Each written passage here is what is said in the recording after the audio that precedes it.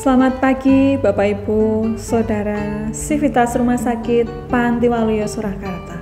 Mari kita awali pekan kerja kita minggu ini dengan bersama-sama mendengarkan, merenungkan sabda Tuhan. Sebelumnya mari kita berdoa. Saya hantarkan. Syukur kami naikkan kepadamu ya Bapa, terlebih ketika pekan kerja kami di minggu ini. Tuhan izinkan untuk kami lanjutkan. Kami akan melandasinya dengan mendengarkan, merenungkan sabda-Mu. Kiranya Tuhan yang berkarya atas kami, sehingga kami boleh disegarkan dalam firman-Mu dan melakukannya di kehidupan kami hari lepas hari. Terima kasih ya Bapa. Haleluya. Amin. Bapak Ibu yang dikasihi dalam Tuhan, pagi hari ini tema kita adalah tumbuh dalam hikmat. Ayat nasnya saya ambil dari Ayub 12 ayat 12 sampai dengan yang ke-13, yang demikian sabda Tuhan. Konon hikmat ada pada orang yang tua dan pengertian pada orang yang lanjut umurnya. Tetapi pada Allah lah hikmat dan kekuatan.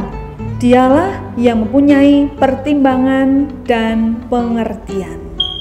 Bapak Ibu Saudara yang dikasihi dalam Tuhan, untuk mengawali perenungan kita pagi ini saya mengambil sebuah ilustrasi dari tokoh India, yaitu Mahatma Gandhi. Dikisahkan Mahatma Gandhi sedang melakukan studi di sebuah universitas di London.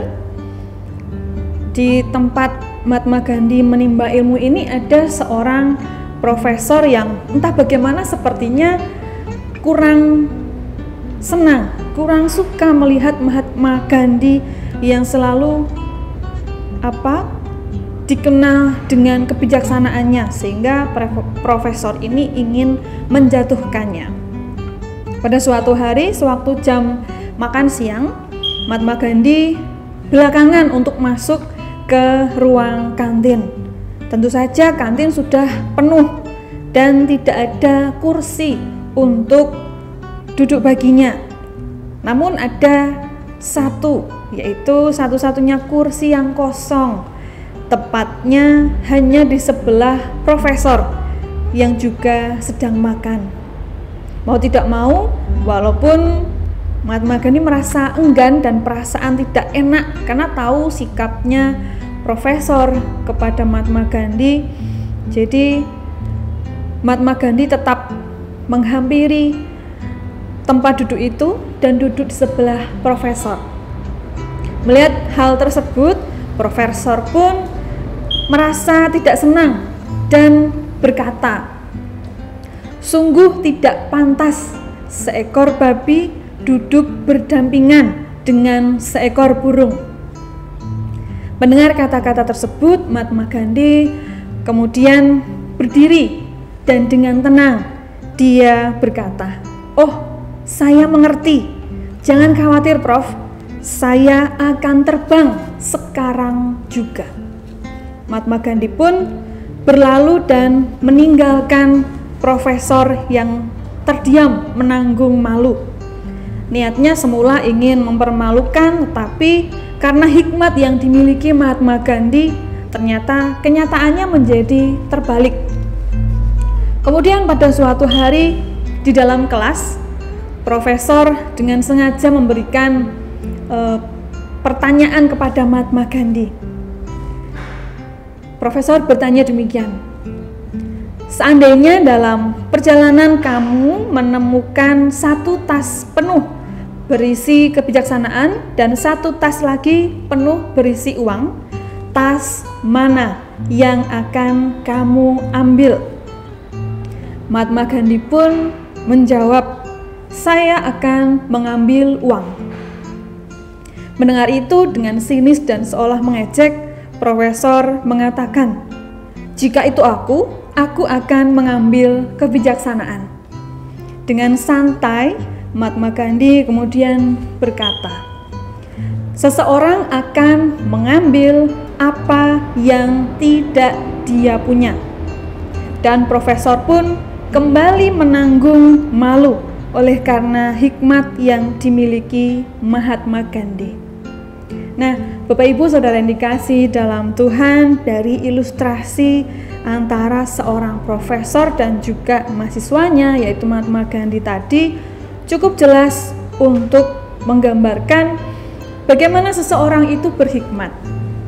Seperti Ayub dalam beberapa ayat tadi yang kita baca bersama, Ayub juga menajamkan paradigma berpikir tentang siapa lebih pandai dan berhikmat kepada para sahabatnya. Dari bacaan kita pagi ini, Ayub membukakan mata bahwa tidak ada orang yang boleh merasa diri paling berhikmat. Sebagai manusia, bahkan orang yang lebih tua sendiri pun tidak boleh merasa berhikmat. Seperti tadi, profesor yang ingin menjatuhkan mahasiswanya, profesor pastinya lebih tua dari Mahatma Gandhi, tetapi tidak jauh lebih berhikmat dibandingkan dengan seorang Mahatma Gandhi yang mempermalukan profesor tadi 2 kali dalam 2 peristiwa yang sebenarnya profesor ingin menjatuhkan Mahatma Gandhi tapi tidak berhasil. Begitu juga dengan kehidupan kita, Bapak Ibu Saudara yang dikasihi dalam Tuhan. Janganlah kita cepat merasa berhikmat dengan apa yang kita miliki, apa yang kita ketahui dan kuasai. Karena hidup ini proses pertumbuhan iman kita kepada Tuhan. Kita diberi keberhasilan, kita diberi hambatan dalam mencapai kesuksesan pelayanan kita. Mari kita pandang peristiwa ini sebagai proses pemeliharaan Tuhan kepada kita untuk menumbuhkan hikmat. Terlebih perlu kita garis bawahi, sumber hikmat dan kuasa hanya ada pada Allah. Alam ada dalam kendali Tuhan. Segala makhluk hidup ada dalam kendali Tuhan. Begitu juga kehidupan kita ada dalam kendali Tuhan. Maka manusia hanya patut untuk tunduk kepada Tuhan. Dengan kita tunduk kepada Tuhan, maka kita memiliki kunci untuk bertumbuh dalam hikmat Tuhan.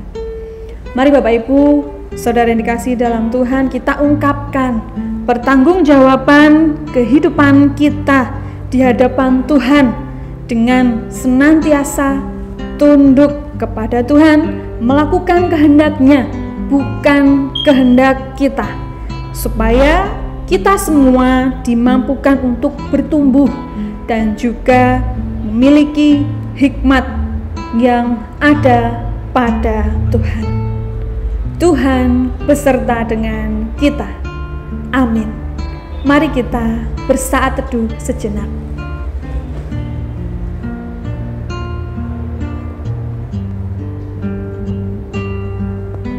Ya Bapa, Sang Sumber Hikmat, Sumber Kehidupan, kami bersyukur awal pekan kerja kami Tuhan ingatkan untuk kami semua senantiasa mengerti kehendak-Mu Bapa, karena sumber pengertian, sumber hikmat hanya ada pada-Mu Tuhan. Biarlah di dalam proses kehidupan kami senantiasa belajar atas peristiwa yang terjadi sebagai kehendak-Mu untuk kami bertumbuh dalam hikmat Tuhan. Kami serahkan Tuhan aktivitas pelayanan kami pada hari ini dan seterusnya kepada-Mu. Begitu juga kami berdoa Tuhan untuk para pasien yang Tuhan percayakan dilakukan perawatan di rumah sakit ini. Kiranya Tuhan saja yang menjamah, memberi kekuatan, pemulihan dan juga kesembuhan. Begitu juga untuk keluarganya. Tuhan memberi kekuatan dan juga kemampuan mendampingi keluarga yang sakit. Terima kasih ya Bapa, di dalam Kristus kami berdoa. Amin.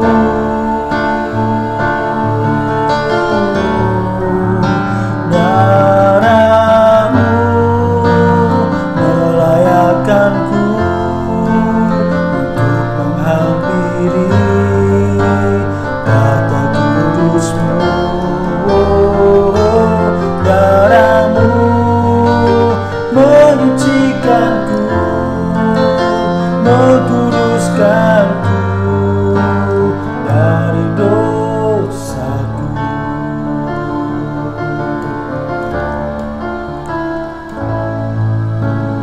Ku menantikanmu,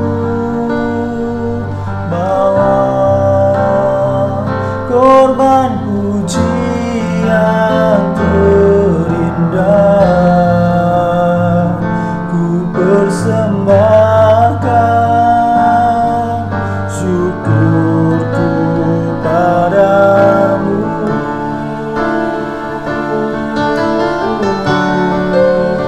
Darahmu melayakkanku untuk menghampiri kata kudusmu. Darahmu menyucikan